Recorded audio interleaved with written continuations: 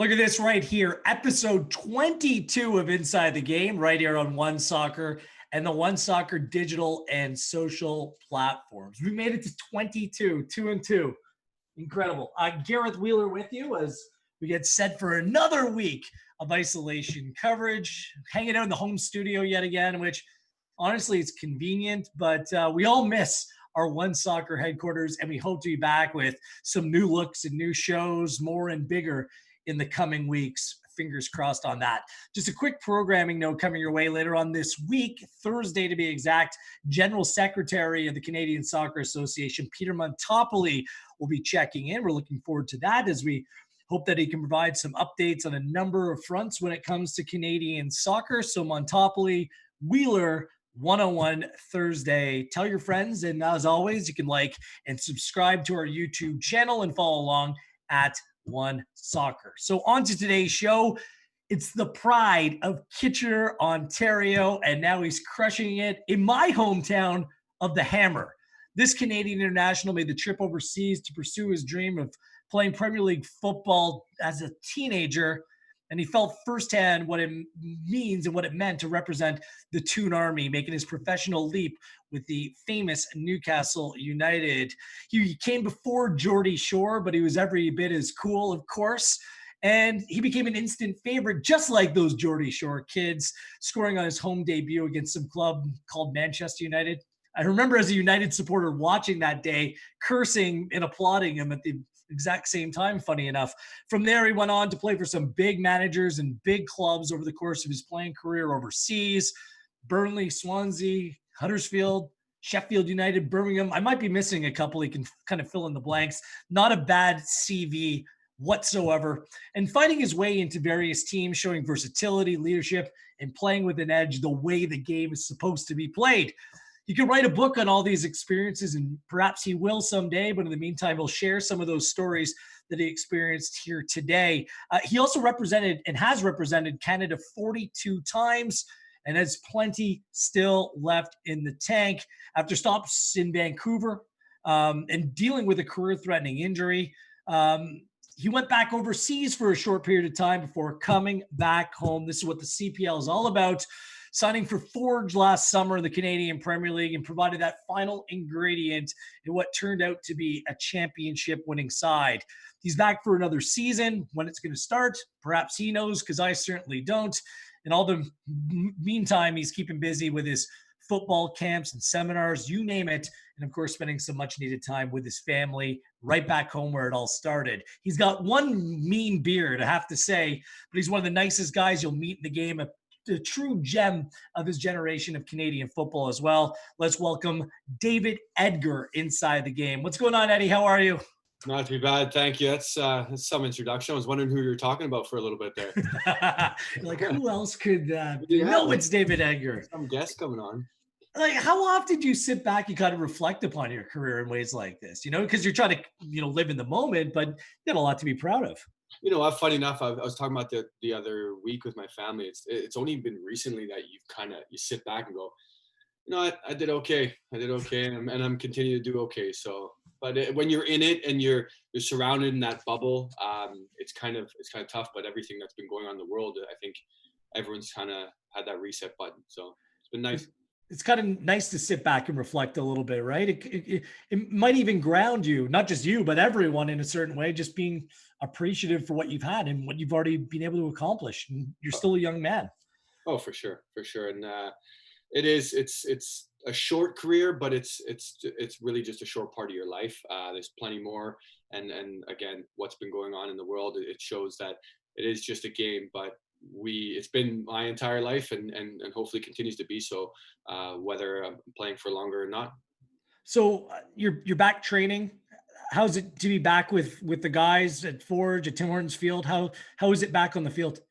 Yeah, it's been fantastic. I'm not sure I had one more Zoom training session in me or stretch, but yeah, it's been good. Even we've moved on to phase 2 today, so it's been nice. We had a few more people worked a bit of shape and things like that. So it's been good. We're still keeping protocol, but just ticking those boxes and doing the right things, and that's the main thing. And we can hopefully continue to move this in the right direction.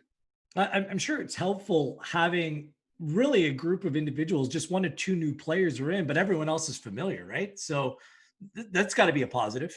Yeah, no, it is, and you know what? It's a strange one because there's players that I saw today that I hadn't seen since we broke up for COVID-19. So Right. because we've been working in groups of fours and stuff, so it has been different. But we've got as you can see, we've got a pretty tight knit group, and with not many comings or goings, there hasn't been that much of adjustment. Obviously, with one player come in and unfortunately didn't even get to train with the team. So hopefully that's in the past now. We as I say, we continue to tick those boxes and move on. It has to be seen as an advantage. It's fun for the pundits and the fans to kind of debate who has a leg up when we see the season play out, whenever that is. But that having that continuity, it's got to be an advantage for your team. And you guys are pretty good in your own right to begin with. Yeah, no, we're obviously with winning it last year and everything, but we knew this year, regardless of what happened, and again, it'll be completely different now. But going into the season, had this not happened, we were quietly confident, but we knew that it would have been, regardless, a completely different year. New players coming in, players know the league better, players have got a full professional season under their belt, which is, I mean, that's huge for young developmental talent. So, yeah, we were quietly confident, but as I say, we trusted our coaching staff, we trusted the club to bring the right players in. It's not necessarily bringing anyone in, it's to bring the right players in. Well, and Forge has certainly led the way in that category. What are you hearing right now? I mean, I'm not hearing much. You're hearing bits and pieces. There's published reports and papers, but being on the inside, are you getting any more information than we are? Not necessarily. We sort of, I mean, especially keep my head down. Kyle Becker's our captain, and we get told through him or through the league what needs to be told. But right now, it's about staying fit, keeping fit, and again, ticking off those protocols that we have to do to be able to give ourselves the best opportunity to be able to have some sort of a season. Well, fingers crossed it comes sooner rather than later. Have you got to look at any of your new teammates yet? I know you said that some of the group, they're expanding. Paolo, how's he looking? And David, very familiar to a lot of people. How are they fitting in? How are they looking? Yeah, no, Paolo was in my group today, but he was at the other end. I was with the defenders, so I didn't get to watch him. I tried to sneak a few peeks in there, but I had to concentrate on my stuff. So, looking forward to it. Heard lots about him, seen videos, and he looks an exciting young talent. Awesome. You must be buzzing after the weekend. Your former club, Newcastle, 3-0 over another former club of yours, Sheffield United. When it's an Edgar derby, I mean, where do you go back to your first club? Oh yeah, I mean, I had a great time at Sheffield United. Got a lot of time for that place as a city and as a club. But I mean, I'm a Newcastle diehard, really. The wallpaper, it's been well documented through the years how big of a fan I am. So yeah, it was good, but we discussed, I didn't get to watch much of the game with it being Father's Day. I thought I might, but it seemed to be Peppa Pig and Alvin and the Chipmunks on TV and my phone. So I tried. You were a softie, Eddie. You're an absolute softie. There's no way you'd be able to wrestle me away from my team. Is that the inspiration? You were wearing the David Edgar football camps hoodie, the black and white. It had to be the black and white, right? I thought black and white. I mean, a little bit of branding, but who knows? It is the black and white. Awesome. It looks sharp. Well, we'll get back to some other Canadian Premier League and Forge issues a little bit later on, but we're using this series to kind of shine the spotlight on people like you. And over the course of your career as a Canadian playing overseas, obviously people watched, people supported, but we didn't get this type of access, right? In understanding just what you went through and how those experiences played out. So we're thrilled that we're able to do this. You obviously grew up in Kitchener, Ontario. And your father played, didn't he? Did he play a couple games as a goalkeeper for Newcastle? Yeah. So my dad played one game. So he went up to the youth system. Game. Excuse me. He played in the FA Cup quarterfinal against Derby. I believe it was 93-94 season. You can tell I've heard that story a few times, right? He was in goal. Funny enough, he got beat 4-2. And two of the goals ended up on 101 Greatest Goals, the video. I remember that was on repeat. Are you kidding? Promise you. One of them ended up being, it was like the beginning of Match of the Day, the music right at the beginning. He was lining up his wall and the players whipped it in the top corner on the other side. He's scrambling across. So it it was on that video for years, like the beginning of Match of the Day. So that was his claim to fame. But he did, and then he had a good career at Hartlepool. He bounced about a bit, and then ended up on this side of the water at New York Cosmos and got to play and work alongside Pele, which was pretty impressive. And then came to Canada. And how did he and the family end up in Kitchener-Waterloo? If you're across the country, it's about an hour west of Toronto. So how did he end up here? Well, he had an uncle who's from Newcastle that lived in Kitchener, I believe. But at the time, London City were big in the CSL, right? So he spent a lot of time playing for London City and working with his uncle and just loved it, and ended up my mom coming over, and my sister was born and I was born, and then my dad's brother came over with my aunt and my two cousins, and we're the only Canadians in the family. Very cool. I married a girl from Kitchener. I was in Kitchener this weekend, actually. Oh, I did come over to say hi to you. I mean, it's a great place to live. It's a great place to grow up, and it's a place that you call home. As much in that area, there's always a lot of good young soccer players growing up, but they're also known for having very good hockey players. And it sounds like that was your decision. You're kind of going in both directions simultaneously, and you end up choosing soccer over hockey. How did that decision play out, or was it just natural that your father was a footballer and you were going to be one as well? Yeah, it's a funny one. I've been asked that question. I was probably a better hockey player, naturally a better hockey player than I was a soccer player growing up. It just was never the game for me. I loved it, but I wasn't in love with it the way that it consumes me, the way football did then and still does now. So it was an easy decision in the end, and not one that I ever look back on with any sort of regret. Did I think I probably could have had a chance at hockey? Maybe. I mean, look at my shoulders. I might not have made it, but I would have to bulk up a bit. But you just never know. And all I knew at that time, it was a time where I'd spent the summer between grade 8 and grade 9 in the northeast of England and Scotland, training with different teams. And I remember the coach, it was a big year. It was kind of the draft year for the OHL going into that, I believe, or the year before. And the coach called my nan's house in England to see if he could try and persuade me to play. But at that point, being there for so long in England and seeing what the game of football meant and how it was a part of life, a religion, they say, that made my mind up, and it was an easy decision. I was 13 years of age, speaking to the coach across the world, telling him, no, this is it for me. This is what I see myself doing. So that's incredible. That's 20 years ago. It's difficult now for young players to make their way overseas and make sure that they have all the requirements and they're good enough to play. How did you end up over there? How did this process go from a kid from being in Kitchener playing hockey and soccer in Ontario to going to the Northeast and really having a true go of it? Yeah. I mean, you look back now and you think I did it. I was good enough and blah, blah, blah. But you as a get me there, the drives from Kitchener to the OSA Center at 5 o'clock in the morning on a Saturday and Sunday, just to be in the provincial, to play at the highest level imaginable here.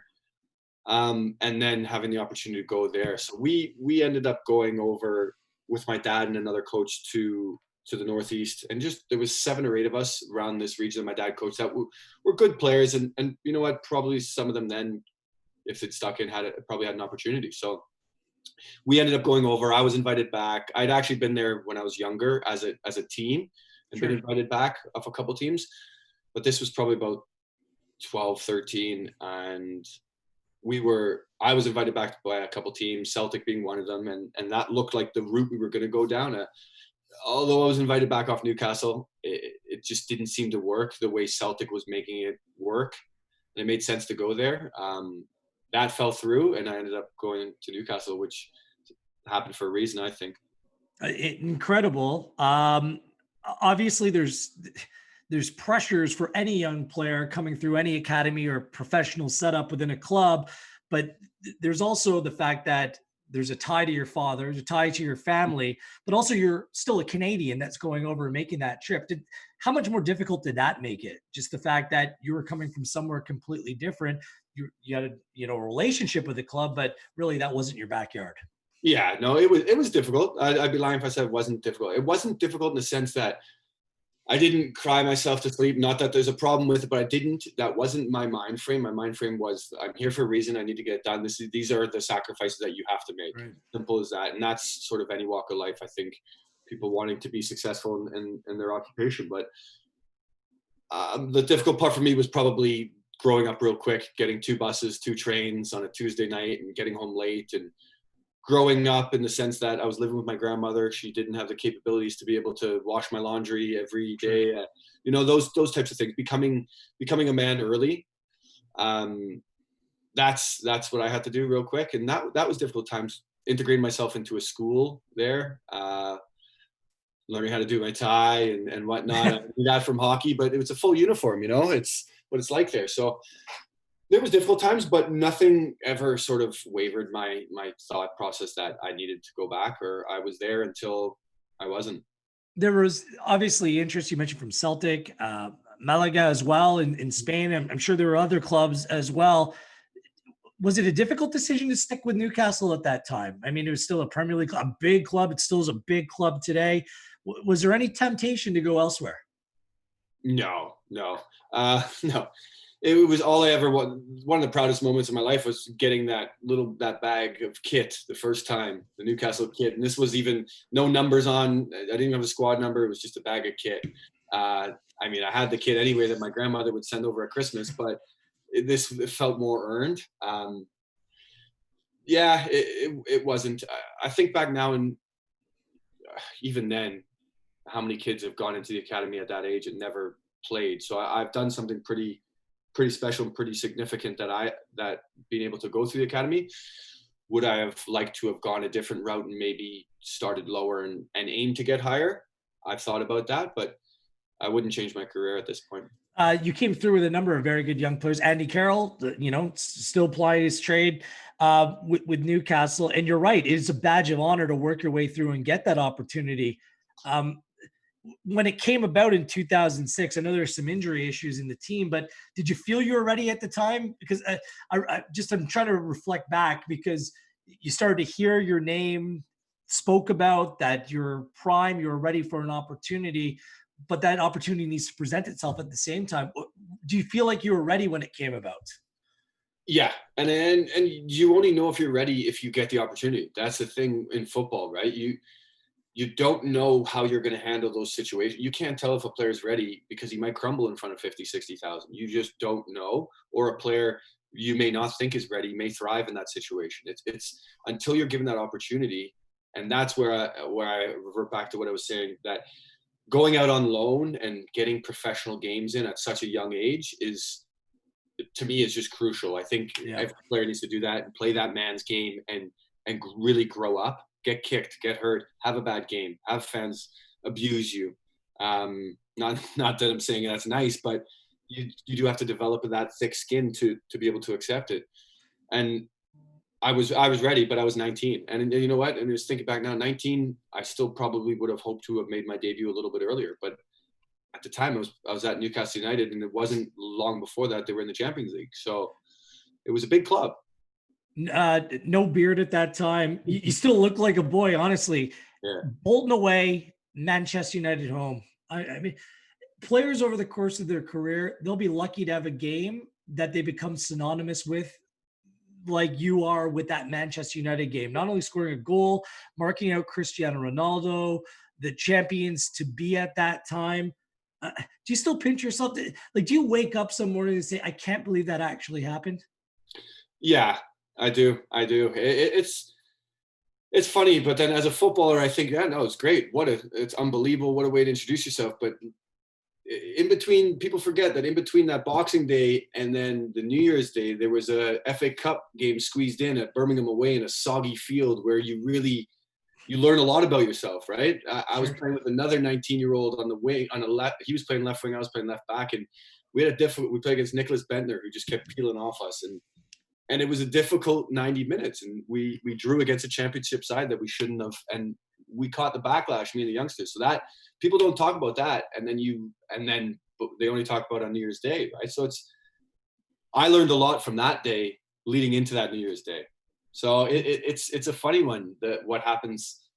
People remember those things, and I mean, don't get me wrong, it's still one of the greatest moments of my life. But I had played better games, and I did go on to have better games than that game.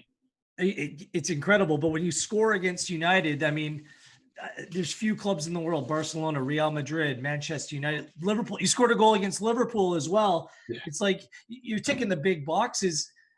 I've seen the goal. It must feel like a million times. You probably have seen it more times than not. What's your takeaway when you go back and watch the highlights from that game? Like what goes through your head?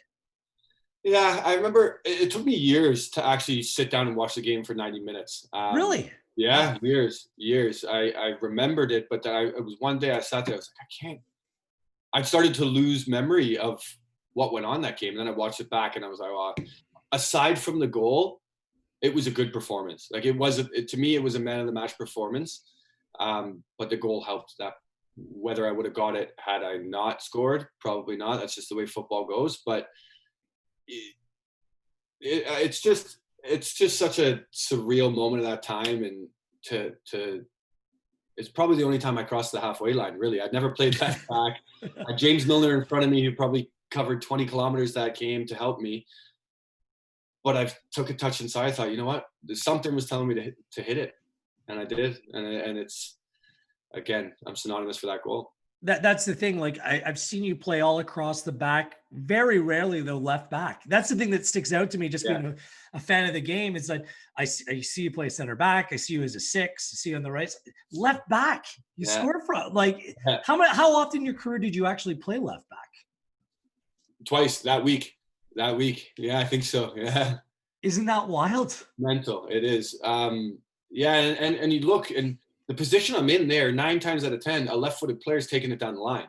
Yeah. Right? So you're not even stepping into that position, or whether they dropped off thinking I was going to do it, but I've cut it in my right, and the space just opened up. So it's just everything kind of fell into place for that 90 minutes. You know, you have those moments in your life where you're like, well, everything's going right here.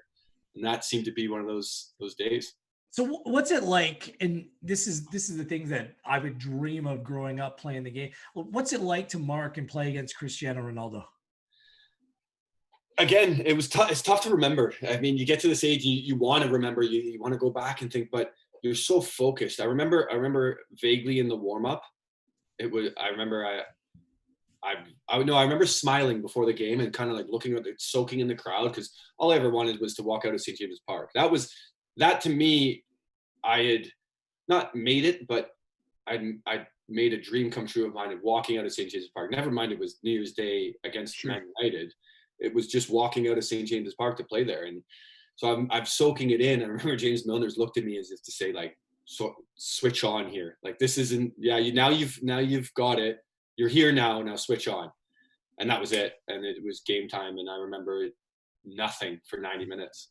I remember all I remember is turning away when I thought the ball went in, and I've had to turn back and look just to see, because everything went silent. I had to check I actually did score, and it wasn't just kind of daydream. It's incredible. Like in that match, so many, global superstars were playing in that game, and you scored such a big goal at that time. And it's funny, you mentioned James Milner. Every story I hear about James Milner is the exact same. Professionalism personified. That's why he's still effective at this age. He's one of the most fit players on the park, but he's not the fastest, not the strongest, not the smart, but just the professionalism, the leadership, the work rate. I mean, what a player for you to learn from just as a young player making your debut. Oh yeah. And James, I mean, I think he's only a year older than me, if not, but he at the time, it's like he'd been around for years. He probably had 300 games under his belt at that point. So there was definitely something, even then, that set him apart. The way he handled himself. He was always going on to have that career. I think he's excelled himself, and I think he's going to go on to make a difference in the game in terms of coaching as well, because of he eats, sleeps, and breathes football, and he's so professional about it. It's difficult for a young player when you have a debut like that to follow it up with consistent performances, because the bar has been just naturally set so high when you come out of the gate like that. Did you feel pressure moving forward based upon that performance, or or was it a situation where you just tried to put your head down and get back to work? I mean, I'd be lying if I said you weren't on cloud nine for a week or two. Your name's all over the papers and all over the news, and I didn't realize how big of a deal it was back here. But Yeah. you'd be lying if you said you didn't let it go to your head for a little bit. But you're back in training the next day, 2 days out. Well, certainly not the next day. I was pretty rough the next day. But on the 2 days after, you're back in training, and it's back to square one. Those players don't care that it was your debut or the first. They care about getting a point against Man United on New Year's Day, and how can you help the team now? And that's the mind frame of top professionals and why they are there. Playing after that became difficult. There was injuries. There was a lot of changes, managerial changes. It was a strange time at Newcastle United that really hasn't ended. But it was very stop-start. I had my ups and downs there, and I wish I made some more appearances, but I needed to probably get out on loan after that game and really play a season in the championship. Probably, I think that would help. Well, and that's the thing. Context is everything for young players. There wasn't any stability. I believe while you're at Newcastle, was there 5 different managers at that time? I think there was probably 8 or 9. I honestly, I think we went in. I think we did it. Me, my uncle, my dad talked about it, and I think it was probably 8 or 9 if you include the interim managers. Yeah. Which is incredibly difficult for any young player, because you need consistency, right? Whether it's consistent playing time, a consistent atmosphere, vision, how they expect you to play. And inevitably that Newcastle side somehow with so many very good players. Michael Owen was there, Damien Duff that team goes down. Yeah. It's still, I think it still surprises a lot of people that Newcastle team with all the talent in it went down. And was it nothing short of turbulent at that time? Would that be the best way to describe it? Because at the end of the day, you're probably looking at the leaders in the team and you're looking for a way out as a young player, but you're just kind of being dragged down with them. I would say so, yeah. I think now I've kind of grown up as a player and as a person and as a leader. You would think something would have been done or someone. When I look back now, it wasn't a group, together group for sure. There was good players and good professionals and good leaders, but not as a whole. And I think everyone had an agenda. Yeah, the likes of Andy Carroll, myself. I mean, I'm not saying I can't speak for any other people. Andy Carroll was like trying to get tickets as a 6-7-year-old to go to St. James's Park. His house looked at St. James's Park across the river. So that meant something to people like us, and it hurt. Whether it hurt top pros such as Michael Owen that much, I don't know. I probably not know. And that could make a difference in a club like that. And it was tough to take, but we didn't have that group that could come out of it. And it really proved that you're never too good to go down. Owen to me was always, he's been a mercenary over the course of his career, right? That, Liverpool, United, Real, like he's played for some big clubs, but talent can put you in a position to succeed, but it doesn't guarantee you success.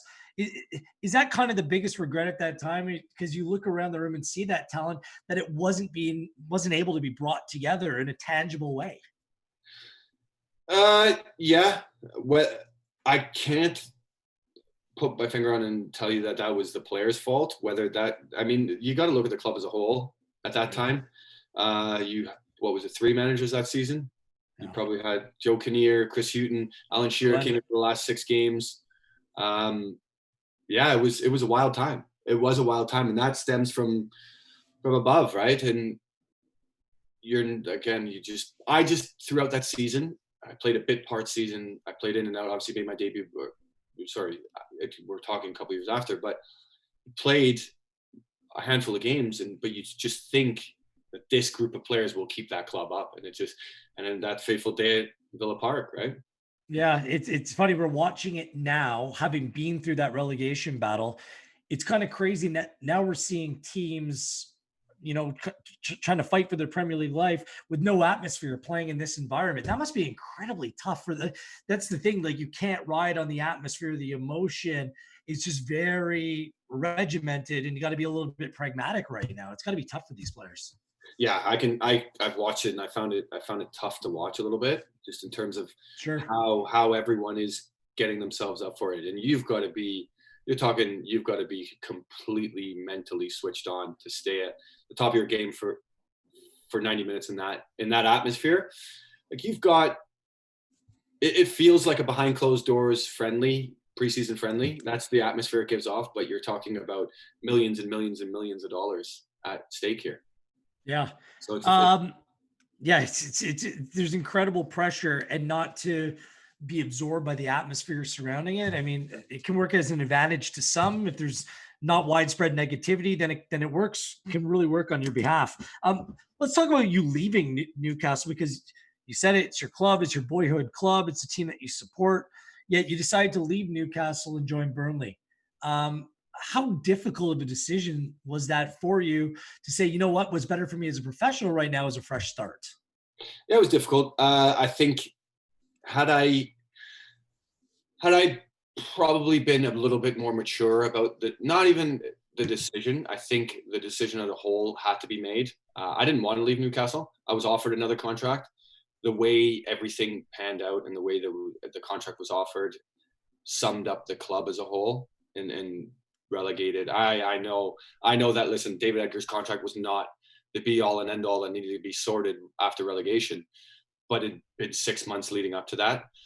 So it was, and I'd got offered a very good offer from a Burnley team who were up and coming, a young manager who seemed exciting. I remember watching them that year. They had that run in the FA Cup with Spurs and the Chelsea game, and they were exciting and promoted to the Premier League, and the interest was still there, and I had an opportunity to stay in the Premier League. And I made the decision. I thought, you know what, I've got to go out and play games. And I was 21, I believe, and 21, I'm young. I'm a young center back, a young player. I've got an opportunity to stay in the Premier League and play football. And that's what I wanted to do. And I was under the impression that was what I was going to do. I know there's no guarantees and it had to work, but I made the decision and I stick by that. And it was tough leaving Newcastle, but I think it had to be done at that time. Now, in hindsight, I probably would have stayed and won the championship with record points and probably played. But I didn't know who the manager was going to be throughout the summer. Chris Hughton didn't know I'd signed for Burnley until the first day of preseason. That's Incredible. This is the stuff you're dealing with. I mean, now, of course, because the club is near in dear to your heart, and all supporters feel like they have some sort of ownership over the club. But is the ownership change the answer right now? Like, it seems like we're days, not weeks away from seeing Newcastle, undergo an ownership change. Is that what's needed for the club, just to kind of reinvigorate, bring new life? They've done well to stay up, and they've had some good players, but it's just that consistent approach off the field just seems to kind of trickle down to the, throughout the team. Yeah, I've stopped after about a week of takeover talks. I lost interest until it's done. Then I think Newcastle fans will celebrate that. Until that's done. This has been going on for years. The club's been up for sale for years. It's not been up for sale. There's been offers. There hasn't been. So it's kind of one of those things that I hope it gets done. It needs to be done. Whether they're the right people, I don't know. I can't tell you that. But I think a change of ownership needs to happen. To me, I don't think there'd be a better place in the world to play football if that place is successful. If Newcastle United is a successful club, and by success I mean winning stuff, winning trophies, Sure, top half of the Premier League, challenging for cups, winning cups. I don't think there'd be a better place in the world to play football. It's everything to them. it's going to be fascinating to see how that plays out and the ripple effect after that, in a time of great change right now. You mentioned a young Burnley side. It must have been cool. Like, Eddie Howe was just young and coming through, and now his teams are still playing good football, albeit Bournemouth is struggling right now and are facing relegation. What was he like as a manager to deal with it? Because that was very young in his career, right? Very young. Eddie was great. I didn't know much about him when he got there, but seeing the appointment, and I was really excited. When I first got there, Eddie inherited a group that was taken over. Had a lot of older established professionals, and he tried to weed them out. So the back end of the season, I didn't play under him, but you knew there was something there. You knew how he felt about me, and I had the opportunity to go to Swansea on loan. Did that, played a few games under a fantastic manager, Paulo Sousa, who, I mean, what a player and a manager. So I mean, you forget about that. I got the opportunity to work under someone like that. Come back, played the last game under Eddie, and then Eddie said, "Listen, you go away. You have a good off season. You come back in. We're looking to play you." And I mean, he was a man of his word. I came back in. I was fit. I was ready, and I played left. I think I played the whole championship season that year. Yeah, that was in 2011, 2012. Yeah. Is that when you kind of felt that you found your legs as a professional at that point? Yeah, and it was. And Eddie gave you that. He gave you that freedom to play. He said, "Listen, this is how I want to play football from the back. I want to play out. We're going to give goals up, but if we concede 3, we're going to score 5. So we're going to do it." And I honestly don't think we kicked more than 10 goal kicks long that year. We played out from the back, and that's where I felt I became a footballing center back. You know what I mean? And I think the world of football was starting to change into that. And then that another turnover of managers, not long. So it was a change again. Which is so incredible because, I think Sean Dyche has done a wonderful job at Burnley, honestly. But his style of play is completely different. Like the Burnley that you see today is completely different than the Burnley that Eddie Howe was building. It just shows you how one manager and their vision or their directive can change everything for a player. For sure. But people talk about Burnley's style of play and Sean Dyche's style of play, and you know what? People don't talk. To me, it's just Burnley works hard. Yeah, that's it. It's not necessarily lump it long. They're just efficient in what they do, and they have been since Dyche's first day of training. That's what he is about. You work hard, or you don't play. You're not here, and he's one of the best, if not the best I've worked with in terms of galvanizing a group and building like a culture of excellence. He was fantastic. That year we got promoted with him. We were third favorites to be relegated in the championship. Right. I mean, with Dyche, I always find that they're very tidy at the back. They're economical in the midfield, but it's not loop it long type of stuff. It's just typically up top, the players that he has at his disposal based upon what the club is and what they can afford. Yeah. It's a certain type of attacking player that the team's built around. But I don't think that's indicative of the style, right? Does that make sense? No, it is. It's a Dyche. He's old school. He's a 4-4-2. And it's not lumping it. It's more of a shaping into the green grass. That's what he used to call it. And it works for them. Defenders don't want to be running against their own goal. So that was his philosophy. And it riled, for sure. It riled the likes of a Pep and players and managers like that because it's not the prettiest to play. But it's effective, and they remain just a team that can push into the top half of the table in the Premier League. It was right about that time that you made your debut for the Canadian men's national team. Did you feel connected to the Canadian men's national team from the get-go because you've lived so much of your, formative years in a different country? I did. Yes, I did. My goal as a kid was to get to the national team. And to me, I set a plan at a young age. The way to get to the national team at that moment in time was first to be in your regional team, then from a regional be selected to provincial. And from provincial, you went to a national championships. And then you were selected based on that for your first under-15 camp in Duisburg, Germany. And that's what I knew, and that was my way to get there. And I've got a plan, and that's how I wanted to do it. And I've been involved in the national team ever since. And I didn't know. I mean, you're looking at 15, 16 years involved in the Maple Leaf shirts, right? So it's over half of your life dedicated to playing for your country. So to get my opportunity to play in the men's team was all I ever wanted. How proud are you, having represented Canada 42 times, you scored 4 goals. I mean, there's got to be a great deal of pride in that, isn't there? Every time. I mean, whether it was 1 cap or 100 caps, you played for your national team, and nobody can ever take that away from you. The pride I got, especially at that time, I mean, you weren't getting home a lot. We had opportunities to fly back to Toronto, and I'd look up in the crowd and see, 30 people there. I scored against Cuba, and nobody knew that my wife she wasn't my wife. She was pregnant, and I sucked my thumb. And then I remember I happened to score in front of my family, and that's how everyone found out we were expecting our first baby. So awesome. that happened at BMO Field. So that's always going to have a special place in our family. And you know, playing for the national team has always been a great honor.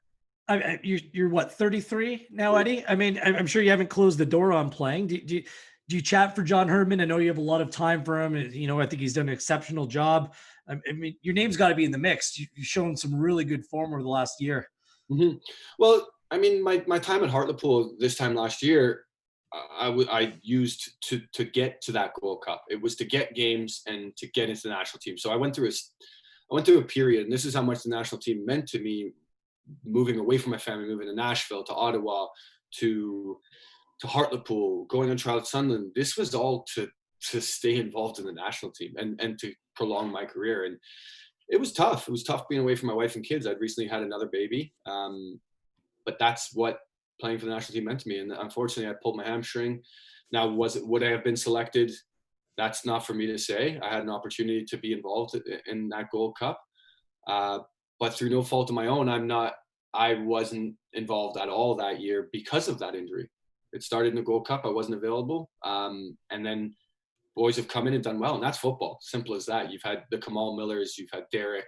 Stephen Vittoria, fantastic to see him back in the fold. What a great guy and a fantastic player. So that's the competitiveness that this national team needs. Simply that you don't want to get a call up just because you've been injured for 6 months and you've been involved in the national team in the past. No, you've got to earn it.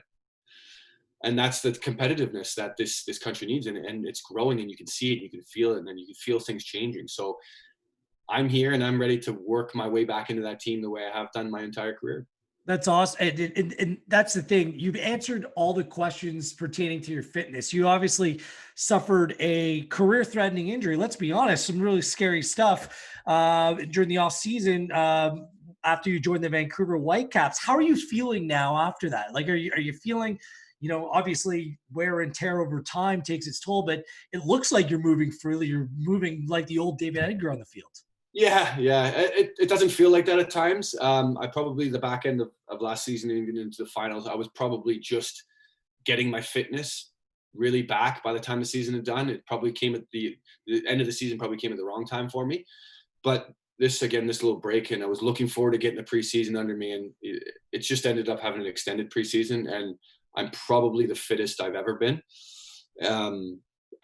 And you know what? I'm always going to have the lasting effects. The knee's never going to be the same. What happened to it, the way it happened. But as soon as the surgeon told me, you know what, David, there's a chance, that was it. As long as I was told there was a chance to play football again, there's only one option. So I made my way back.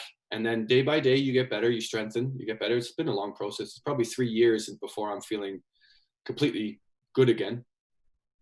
I remember seeing you at a Raptors game right after that. And honestly, you were like, I don't know. Because you didn't know how you were going to recover, how are you going to respond from that, but you've done remarkably well since that time. I mean, for our viewers that aren't aware, maybe you can explain what actually happened and what the diagnosis was, but it was touch and go whether you'd be able to carry on and continue your playing career. Yeah, I mean, when I think back now, you know what, I didn't know much about the body until that, and then before you have a long-term injury and you learn about the knee, the ligaments and stuff like that. And it's funny enough, you said that you've been there since the very beginning. You've seen that process.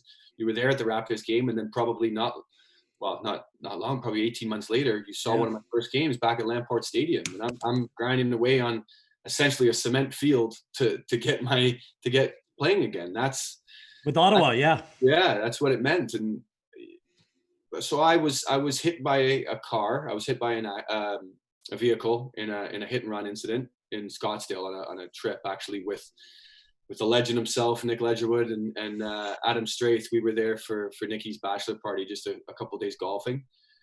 We never got to golf that night. I was hit by a car. We never found the person, and I flew home the next day, and it was a complete tear of the MCL, PCL, and meniscus. So it was a full double ligament. I spoke to the doctors, and I really, you know what, the doctors, anyone who I came in contact with was fantastic in terms of not letting on that how serious it was, because I think that's key in rehab. Or some people might want it a bit of honesty, more honesty than not. But if I had been told that, you know what, David, this is probably not going to happen, would the mentality have switched? I don't know. So I was told that there's an opportunity to play professional again if you do the right things, and that was it. Well, you come back to Canada to play for the Whitecaps in your home country, a move after spending so much time overseas. It was a good move for you, and you could have really been a fixture in that team at the time. That's why it's so disappointing the way it played out. But I give you full credit for your perseverance, man. Seeing this through, other players would have said, you know what, enough with this. I'm done. I had some good years, but you've carried on. I think it's a testament to your mindset and your kind of personality around the game, and full credit to you because you looked great last year. Honestly, it was great seeing you back out there. Thank you. No, it was. I really appreciate that. It has been tough, but I mean, you don't know anything else, right? I don't. I'm a soccer player. I was born to be a soccer player, and I truly believe that. And now I'm born. I think I'm continuing, and I want to give back to football as much as possible. I think my life needs to revolve around football, and it always has. So was it a tough decision coming home? I just want to spin back really quickly because I mentioned off the top a number of the clubs you played for: Sheffield United, Birmingham, Swansea, Huddersfield. I mean, these are clubs that have been in and out and around the Premier League, so good clubs. But you kind of found yourself looking for a place to call home, weren't you? Yeah. And a lot of players kind of fall into that trap. So was it a no-brainer coming, or was it a difficult decision coming back to Canada? I think the MLS decision was kind of easy. It was 50-50. I mean, if we take it a step back, I left after that we won promotion to the Premier League with Burnley. Daishi sat me down in complete honesty and was like, listen, I don't think you will be playing much next year in the Premier League. No problem.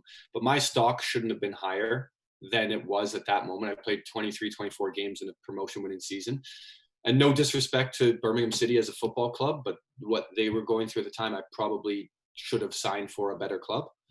I think it was a bit of immaturity in my sense that I'd never been out of contract at that point. I'd gone away. I got married in Jamaica. I played an international game. I had no contract. And it was a bit of a fear. And then that opportunity presented itself to Birmingham. Birmingham didn't work out. Sheffield United worked out. Contract was offered at Sheffield United. I hopped on a plane. I actually drove to Sheffield from Manchester, had a meeting with Nigel Atkins, was offered a contract, man-to-man offered a contract, drove straight to the airport, met my wife and daughter. We flew to Spain to go on holiday. By the time I got signal at the airport, at the hotel, was sat by the pool, Nigel Atkins was fired. There was a new manager in, and the contract was off the table. So it was, it's so quick how things can happen, and then you're looking again. So it was a funny one, and then the ball started rolling on the MLS opportunities. Incredible. I mean, it's wild how just a decision like that can have so many trickle down effects, right? Because I mean, you could have stayed over there. You maybe perhaps didn't have that injury. Maybe we're part of this Sheffield United, renaissance that we've seen here. Just incredible that one decision changes everything. So, I mean, do you have any regrets over the course of joining those clubs, or and how does it feel as a player to actually experience that, where you're good enough to play, you just need the circumstances to kind of align to give you that opportunity? No, it's tough. It is tough, but it's tough then when you're younger, you're immature, you're in that bubble of football. But when you come out of it, you gain that sort of maturity and you step back. You become accountable for your decisions, and I'm not sitting here and blaming managerial changes or clubs, or I mean, everything was in my control. I could have, there's bits and pieces, but you've got to take that accountability on board. And could I have trained harder? Could I have done this? Could I have done that? You think about it. I don't have regrets, but I stand by every decision I made because that's what I had done. I made that decision in the end. So let's skip forward and get to the Canadian Premier League, because last August you signed a contract, decided to come back home. There's certainly other clubs that were interested as well. What was kind of the final, I guess, aspect that convinced you that signing in this first year of this brand new league in your home country, that made that the right decision for you? It was I think I gave you a little glimpse of what it was like. I mean, I was playing in a game in Indiana for Nashville and had to drive. It was the April ice storm. I drove from Indiana with my sister and my dad back to Kitchener to have my daughter born in the middle of the night. I just got back in the ice storm, and then this happened. Then you go back to Nashville, you go to Ottawa, you go to England. It was time. It was just time to be home. My daughter didn't want to leave again. My oldest was in grade 1 at school around the corner, and it was kind of like, okay, enough's enough, right? You've done this. You've given yourself an opportunity, and then for some reason I went to see Bobby and the club, and I knew Kyle Becker. I'd been speaking to him a lot, and I watched them play. I trained once, and then I think I just had a feeling when I did sign and everything was approved. I was driving back over Highway 6, and I thought, you know what, this feels right. It just feels right. Just driving back to Kitchener, coming home. I'm here in time to pick my daughter up from school. Just felt right, and that feeling continued throughout the season. I mean, driving there, I've got a smile on my face. Football's enjoyable again. My family's happy. It just felt right, and to be a part of something that is building in Canada meant even more to me. From the get-go, you knew that Forge was going to be in the mix. Like, there was talented players in the team. Bobby had done a really great job building an identity. You knew how they were going to play football. But I think when people really first stood up and took notice was the tie against Olympia, right? Like, playing so well against such an established club. Did that kind of convince you as well that, you know what, this team really has some ability. We can really make some noise here? Yeah, it was, but it wasn't just that. It was the last sort of 15 minutes of that game. I thought to myself, you know what? Yeah, there's talent here, but these boys are willing to work. And that was like something like, oh, because that was my first game. I was like, you know what? They've got something here. And we worked on it, and the ability was there. It's the willingness to go and win a game against a club like that was fantastic. And going on to win the championship in the way that you did, I mean, it was really a storybook, ending to the first season in the Canadian Premier League, and something that was, win, lose, or draw. It was just an exceptionally positive experience, I think, for everyone involved. As a longtime Canadian player, do you look back on that first season of the Canadian Premier League and say, wow, it's actually happening? This thing has come to life. It's for real, and it's really good as well. Yeah, I think at the end, and lifting the trophy and stuff, it was a culmination of everything. It was my first championship as a professional. I mean, you don't get a chance to win championships very often in any sport. So to do that, and then you kind of take a step back and you look around, you're like, we're in Canada here. Like, this is happening. Like and then I've got a 19-year-old next to me who, I mean, that's hopefully what he's going to just know from now on. And it's only going to continue to get better. And that's the goal. And as long as that 19-year-old kid, whoever it may be, knows, or a 17 or 16 or 15-year-old kid knows that this is here and the right people are doing this, the right things for this country, we've got a real chance. We've got a real chance to make a difference, I think. You guys talk, I mean, Canadian players, and they're scattered across the globe. What's the sentiment here? Like, it has to be seen as an overwhelming positive, isn't it? Yeah, as I say, when a lot of the boys, I got a lot of texts at the beginning, a lot of phone calls saying, like, what's it like? What is it? Is it time? What do you think? Like, those types of things, conversations. With me coming back, it was kind of like, okay, there's something for sure.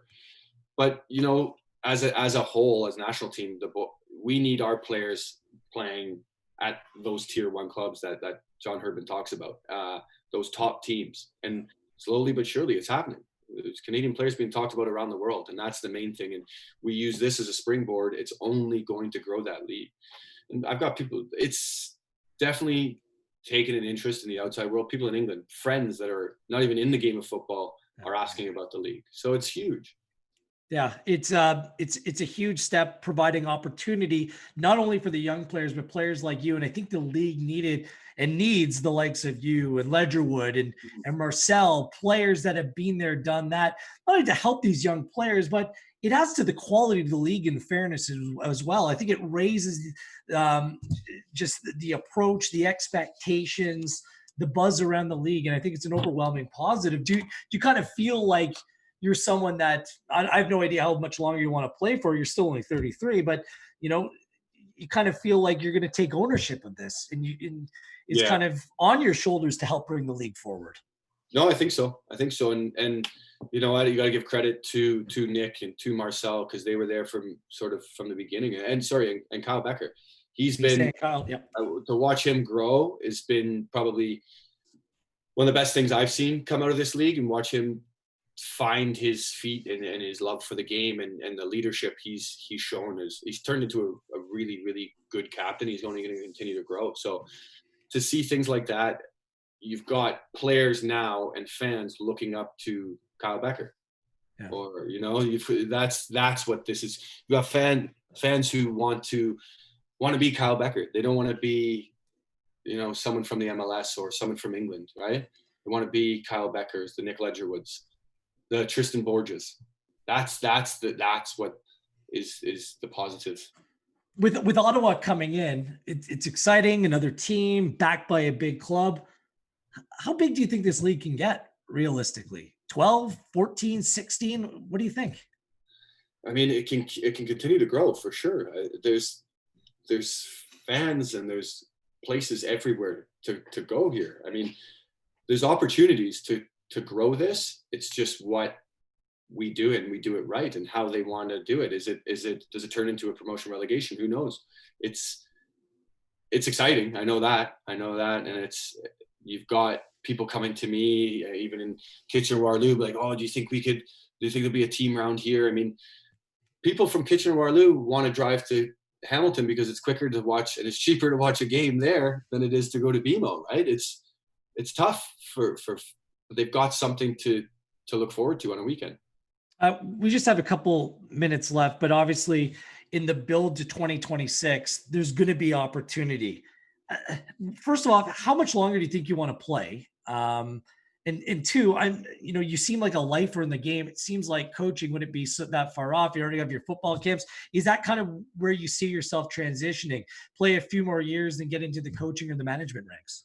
Yeah, I think that'll probably be the natural progression. I see myself as a manager. Whether that's just my personal opinion. Whether I'll be good enough, I don't know. I need to take all the steps to do so. But I will play until I can't play. I physically can't do it, because all you ever know, and I know, and all you ever hear is you just miss the dressing room. You miss this. And I'm never going to get it back. I know I'm never going to get it back. And I'm okay with that now, because it was almost taken away from me. So I've seen the other side of it, but I don't want to give it up just yet. It's just not right. I've got a lot. And if you'd asked me 6 months ago, it might have been sooner, but now, again, I'm fitter than I've ever been. So there's no reason why I can't continue to go. Is there a center back partnership better in the CPL than you and Daniel? No, I don't think so. I'm excited to see where he goes, because he's got a real chance to do something in the game. He's a fantastic young player. Yeah. The guys in Cavalry might have a shout at you. Yeah. What are you saying? Watch the game from last fall? Finals? You gotta have some good banter, right? No, they were fantastic. So listen, I just want this league to continue to grow. I want to continue winning championships as much as I can. That's the main goal, and building the club that I'm playing for and the league. I think there's an obligation anytime you speak with people in the Canadian game to ask about Alphonso Davies and Jonathan David. Want to share your thoughts on your national team teammates? It's exciting, isn't it? It's exciting. I mean, my daughter gets excited seeing Alphonso, because he used to get the bus to my house in my apartment in Vancouver and sit with her and have a coffee before we drove to training. So to see him and what he's done and be so humble and come from such humble beginnings is unbelievable. And Jonathan David deserves everything. He's grinded it out. He didn't have an opportunity in Ottawa, and he's gone on to do fantastic things. So we're just looking now for those next Alphonso Davies and those next Jonathan David to make. The thing is about this is the better this league gets, the better the national team gets. And that's the main thing. See, from a guy that you're drinking coffee with before training, just this young teenager, now he's the rookie of the year in the Bundesliga. And he's exceptionally popular on TikTok. Like, I mean, did you see either? Which was more likely when you were hanging out with the young Alphonso Davies, the personality side or the player side? Honestly, you'll ask anyone, both. Both. He's got whatever it is, the sex factor that people talk about, he's got. You're not going to get me on TikTok or anything like that. He seems to have it, right? Tell me about your football camps. I hear they're very popular. They're very good. I know these are difficult times and people aren't coming to, well, they're just starting to open up now, but where do you see this going, David? No, we started off with camps. We've sort of rebranded into a coaching aspect now. We were looking, and we have launched, whether we put that on hold for a little bit, a mentorship program, something that I've built, that is sort of, I believe, can leave young players in a position when they come through it to have the tools to be successful, whether that's in a professional environment, a university environment, or just a top youth environment. Whatever these kids want, we can provide them the tools that we believe can make them successful in any walk of life. Awesome. Yeah, I know you did a mentorship seminar with Atiba and Ian Hume. I mean, what I hope that comes out of, just the bigger profile of the league, Canadian players, like you said, becoming stars in their own backyard, that we get more from the likes of you guys. You know what I mean? There's a wealth of knowledge, experience, there's personality there. I just hope that whether it's through One Soccer and elsewhere, that the spotlight just becomes that much bigger. For sure. And this is fantastic as well, to get players like myself on and players who, you know what, it's been tough because the transition in the national team, you've had players who have just not been involved ever again, right? And it doesn't mean that they don't ever want to be recognized or not be involved ever again. They're still available, but we got to remember those players that have played the national team throughout the years, who've paved the way for these young players, for sure. Let's wrap up with our top 5 segment. I'm going to ask you the best or the top blank that you've ever played with, been with, whatever, and you're going to answer. We'll kind of keep it rapid fire. Okay, so the top player that you've ever played with on your team. Okay, I'd go with Alan Shearer, only because it's Alan Shearer, but I'd have to say Atiba Hutchinson. I don't think that man gets the credit he deserves as the greatest. I'd say the greatest player Canada's ever produced, if not Canada's best ever athlete. And he's still balling out for Besiktas, right? So still playing out of his socks. The best player you've ever played against? Cristiano Ronaldo. It's an easy one, right? Even though it's a blur from that time. A bit of a blur. I remember the tackle. That's all that matters. Yes, exactly. The best manager that you've ever had? Sean Dyche. Sean Dyche. He was. I've taken a lot. I've had good managers and bad managers, and he's had a bit of everything. The best game you've ever played in? I'm gonna go with 3-3 at home to West Ham. I was on the bench. We were 3-0 down after 20 minutes. The manager hooked Peter Ramage. I came on and we finished 3-3. Brilliant. I played. Yeah, nobody talks about it. And I like those obscure references. Exactly. You can pick anyone, but there's games that just stick with you as a player. Sure. And your best footballing moment. This shouldn't be any surprise. Yeah, the goal against Man United and leading Canada out of the Gold Cup with the armband on. Awesome. This has been a ton of fun. We hope to see you back out in the field sooner rather than later. Just shoot me a text if there's any breaking news, because I want to hear about it first so I can start making my plans that I'm going to spend these next few months. Great catching up, continued success. You got a championship to defend in the coming weeks and months. So I hope you and the boys get fit, and I cannot wait to see you and Forge back on the field soon. Appreciate it. Been a pleasure. The great David Edgar joining us here on Inside the Game. Peter Montopoli coming up on Thursday, as we hopefully have some news pertaining to the upcoming seasons across Canadian football. I want to thank David, the fine people at Forge, Armin, and my producer, David, as well. And thank you for tuning in. I am Gareth Wheeler, reminding you to stay home and stay safe.